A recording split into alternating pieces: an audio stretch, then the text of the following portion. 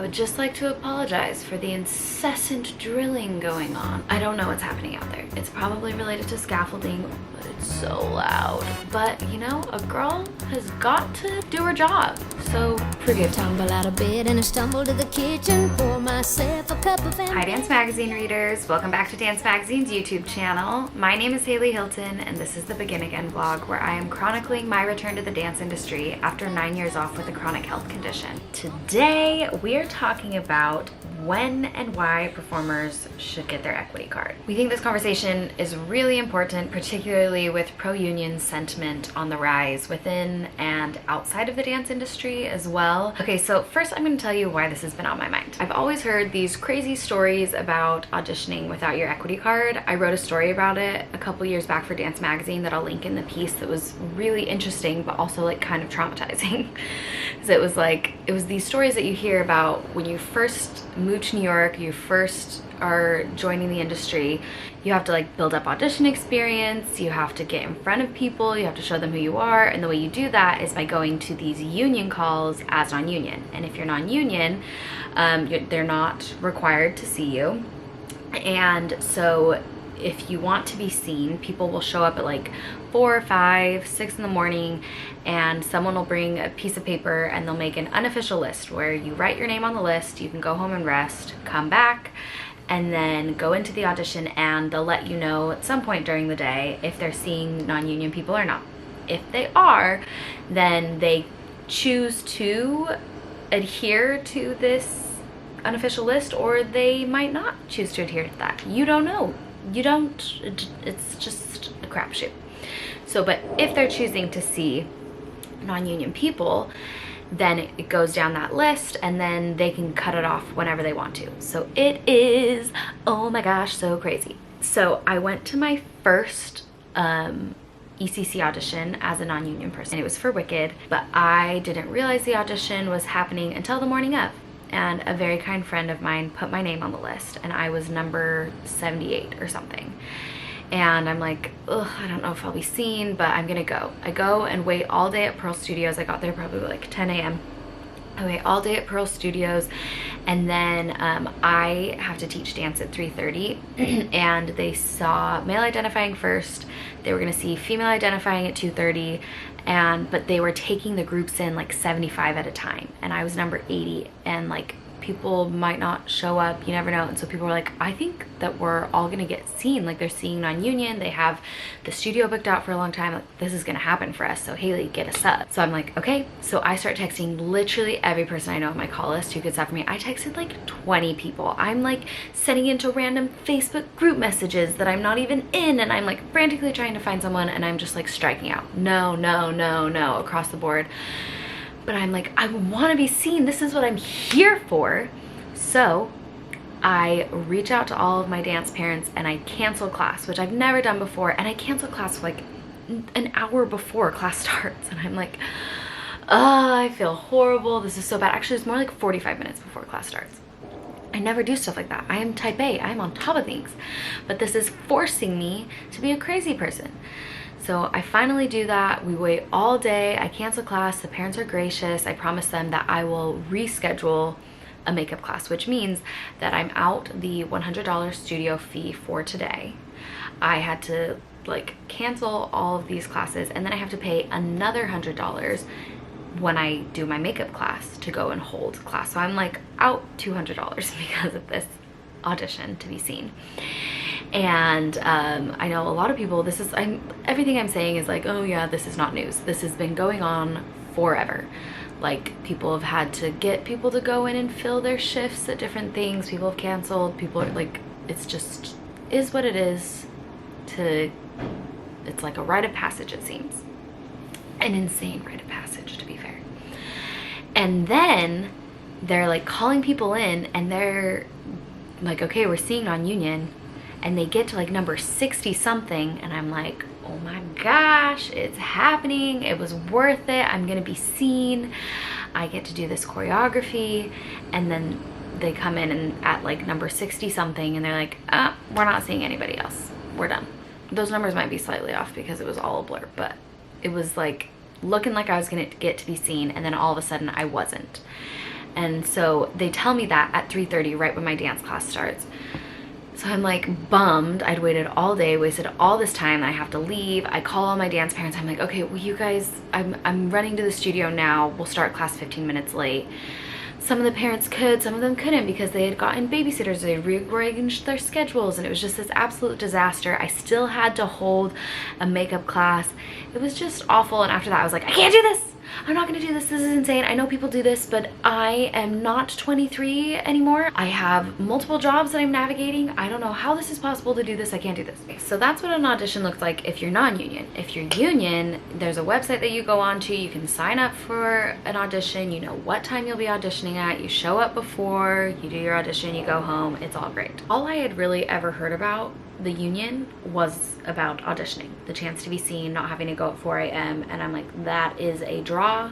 I'm in. So I spoke with Bear Bellinger. He's an equity counselor based out of Chicago, and he's been a leader on designing and implementing open access. There have been a lot of changes in the Actors Equity Association in terms of when you can join and what that process is like. Basically, what you should know is before, when you wanted to join the union, you had to do a certain number of weeks performing. You build up 50 weeks and then you could join the union, or you could get it by like a director and they decide they want to put you in a show, and then you automatically get your union card. So there's like a few ways to get it. It's changed. It went from 50 to 25 or something, and then now you don't have to have a bunch of weeks. You have to have one professional credit, and you have to be willing to pay the dues, and that's how you join. And so now it's made it interesting where it's like, okay, we don't have to do these 4 a.m. calls. We could just join. Why doesn't everybody join? Then I talked to Lucille. I was like, all right, Lucille, I think this is what I want to do. What do you think? And she was like, okay, listen. She is pro-union. She wants everyone to join the union eventually. She says she doesn't like negotiating non-union contracts. Her hope is that everyone joins the union. But she says that there is a time to do it, and that early on in your career without a lot of credits under you is not the time. She says that, you know, work is slow right now. If you join the union right now and you don't have a lot of work behind you, and you're not joining because you booked something like a Broadway show or something that is union, you're kind of just paying dues to go to auditions. And she says, while it's great to be seen and develop that muscle of auditioning, she says it's ECC calls are not necessarily where casting directors are casting from. She says they prefer to work with agents than they do with like hundreds of performers, and that a lot of times these ECC calls are required calls where they're not actually hiring someone, and you can't know that. She said agents know if they're reaching out to an agent, they're hiring. And so you want your agent to be submitting you first and foremost. Of course, not everyone has an agent, and so in that case, like, maybe it is the right fit if you're wanting to be seen and you can't emotionally handle the difficulty of doing the insane process of going at 4 a.m. then maybe it is the right time. But if you have an agent that you trust that's repping you to submit you out, like that might be ideal to start with as you build up your resume. She also said, like, to build up your resume, the way you build up your resume is non-union work, and you can't do non-union work if you are union. And so there's this like catch-22 about what's right, and it's all really hard.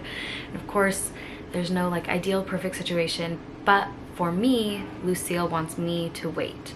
And when I asked her, I was like, okay, well, I can't do 4 a.m. What do I do? And she said, I would sooner have you go to class. And these are her exact words that I was like, wow. She said, I would much sooner have you spend your time in classes and in vocal training instead of sitting for 3 hours at an ECC where you may or may not be seen.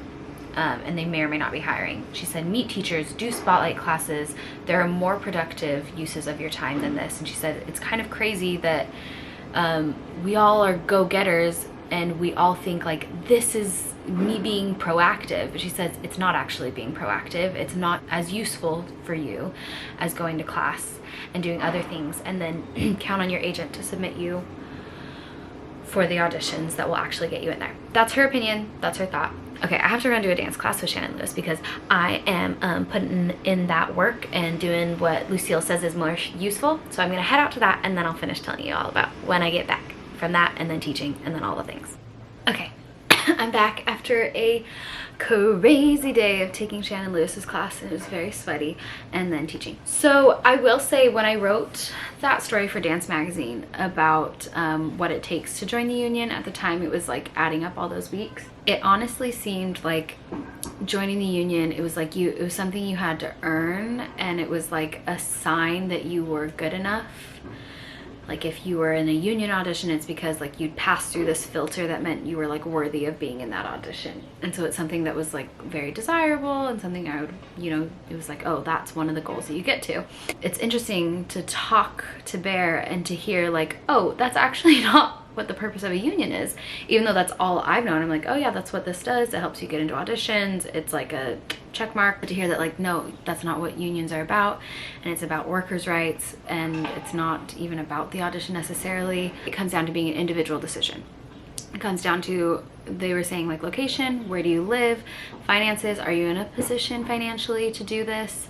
You know, like, do you have an agent? Do you not have an agent who's submitting you for stuff?